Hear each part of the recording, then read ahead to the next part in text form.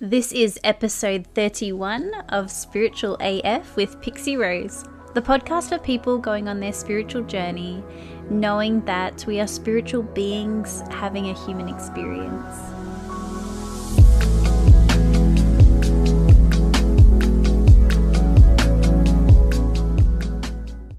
Before we dive into this episode, I just wanted to share with you something I'm really excited about.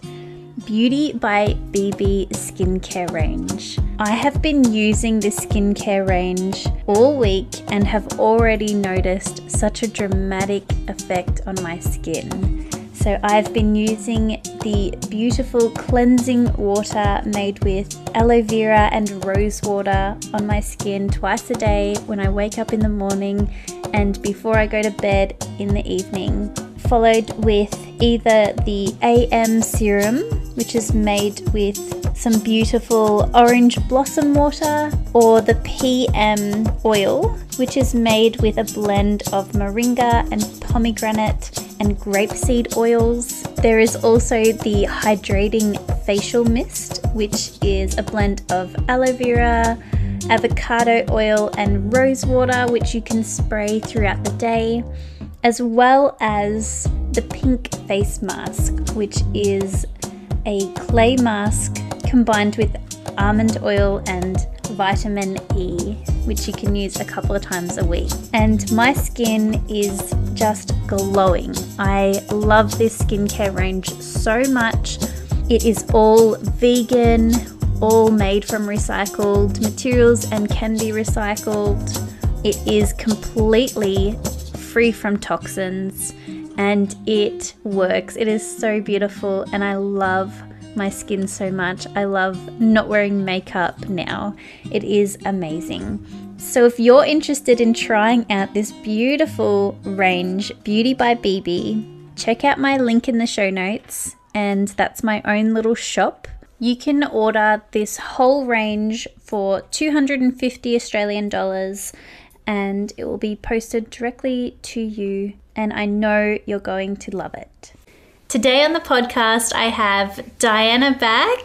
I'm so excited to be having this conversation around Lughnasadh, which is coming up very soon. If you'd like to share a bit about that, the history, and maybe how can we celebrate it today? Okay, so Lughnasadh is coming up for us in the Southern Hemisphere on the 2nd of Feb. In the Northern Hemisphere, it's on the 2nd of August. So we're opposite here. It's really the first harvest festival. So it's the time when it's the Celtic festival of Lughnasadh per se is generally celebrated on the 7th of Feb and the 7th of August in the Northern Hemisphere. So that's really about the celebration of the sun god and his demise, because it's about the earth is getting ready to harvest everything, or we are harvesting everything, it's getting ready to die. But the other sort of version of that is it's a real time of gratitude and a time of celebration of the harvest and reaping what you sow, and, you know, all about really being grateful for what you've received. Yeah. From the seeds you've planted. Yes, so important. I'm such a big believer in practicing gratitude. So this is just a beautiful way that we could practice it. So how could we celebrate that? Is there certain rituals or certain things that you do during this time of Lughnasadh? So generally within ritual, you know, it's very much the cornucopia is another symbol of Lughnasadh, which the goddess over there has on with all of the abundance coming out, you know. So it's really an abundant time, and it's the time where they used to really have a big ritual around baking the first bread from the grain and breaking bread together. So that was the traditional way of celebrating the first harvest. So there was a big ritual and party basically around the first harvest of the grain being baked into bread, and, you know, and they'd make corn dollies and everything to be burnt in the fire at ritual. And Yeah, so it's a very uplifting, joyful celebration. And people would sit around and, we often have within the coven, sit around and really talk about the things that you've manifested and, your gratitude for what you have and, and for what your excitement for what you're going to be doing next over the year. And, yeah. So the Sabbats are all around that, They're really about 8 times a year you really focus in and take stock and pay attention to what's going on around you. Yes. Yeah, so important. Yeah. Beautiful. How exciting. So is there anything that you're grateful for right now? Anything that you'd love to share with us? So many things. Yeah. And it's really interesting because many years ago, my first teacher asked us to write 3 things that we were grateful for that we had, and I couldn't think of any. And now I just could not stop writing. So I'm really grateful for everybody that I have in my life. I'm really grateful for my home and for the situations that just appear and the opportunities that, they just keep coming, and I'm extremely grateful for that. I'm really grateful for the fact that I see those opportunities as well, and that I'm really mindful of my own energy. So if things are not happening right, after a bit of a time of really looking at myself and okay, I need to do a bit of clearing there and just work on myself. It's not about outside of me, it's about me looking at myself, not somebody else. So, and a part of that gratitude too is sacrifice. So we talked about that and you were a bit excited about that part. Yes. So when I did your amazing beginner's devotional Wicca course, I really loved your definition of sacrifice, and I was hoping you'd be open to sharing that and having a conversation around that. Yeah, absolutely. So for me, Lughnasadh is also about, as part of the gratitude, is what can I give of myself, and people's idea when you say sacrifice, it's like something I've got to give up, or, once upon a time I used to kill people or kill animals or something as a sacrifice to the goddess. And for me, I don't see it like that. I see it as what part of me can I give to help somebody else, so can I provide a service for somebody, give to a charity, or there's so many different ways that you can offer a sacrifice of yourself in gratitude, and because in giving you receive. Yes. So when you're being grateful, it's really important to be able to give as well. Yes, and I love that so much because that word sacrifice has this terrible connotation to it. You automatically think of this horrible negative thing, especially looking at the occult side of things within sacrificing animals and people and terrible things like that. But we can reclaim that word. Because it does. It has a real lack attached to it. So you say sacrifice and people think lack straight away. What am I going to lose? And it's really not about losing. It's just about offering a service, out of love. Exactly. And in gratitude for what you have. Yes. And as we discussed in your course, I felt just really empowered by your definition of this word sacrifice, especially in terms of being a mother. Like, I feel like that is the ultimate sacrifice in so many ways. Absolutely. And, and even that, when I've felt about that or when I've had thoughts around that sacrifice that I've made as a mother, I haven't looked at that gratitude side of things. And now I can really connect those two together, and it's really, really powerful. So I thank you so much for sharing your wisdom on that, because that's been a real transformational shift within me. And also within gratitude, I do find, because I see it as a practice, so not something that you just do every now and then. I like to find gratitude every single day, and I found that the more grateful I am, the more things come that I'm more grateful for. Like, it is this carry-on effect around practicing gratitude. Absolutely. It doesn't just end with one thing. So the more that you put out there in being grateful and thankful, you know, the more you open yourself up to receiving. Yeah. You know, and the more that you give of yourself or a charity or something, you know, the more you will receive. Exactly. You know, it creates the flow. Yes, yes. No, we have so much to be grateful for. It's incredible. So you mentioned that it's also a great time to plant the seeds for the next harvest, or creating, you know, or focusing on what you're wanting to manifest. Is that right? Yeah. So it's really for me a time of, you know, starting to plan in your mind and look at what do I want to plant for the next season. You know, like you're not going to plant yet. You know, we plant mostly around Ostara. You can plant different sorts of things, but it's really a time of going within and thinking, okay, where do I flow from here with what I've done so far? How much further do I take that?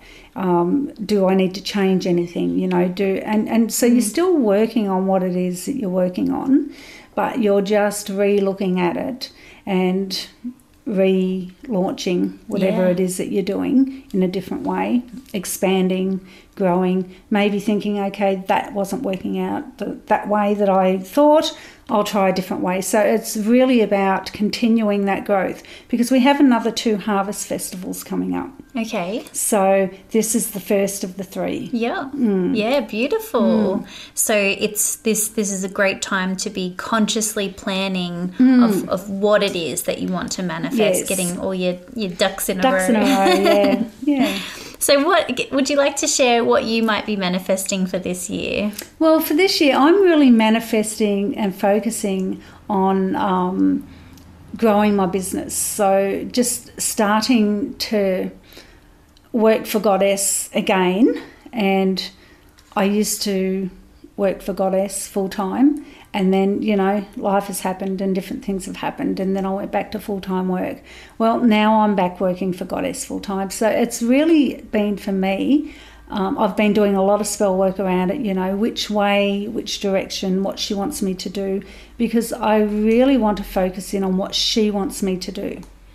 Okay, I don't want to go off on a tangent doing what I think I want to do. And whilst I do argue with her, she always wins. So, So it really is, most of my work is very much around honing in and doing what she wants me to do.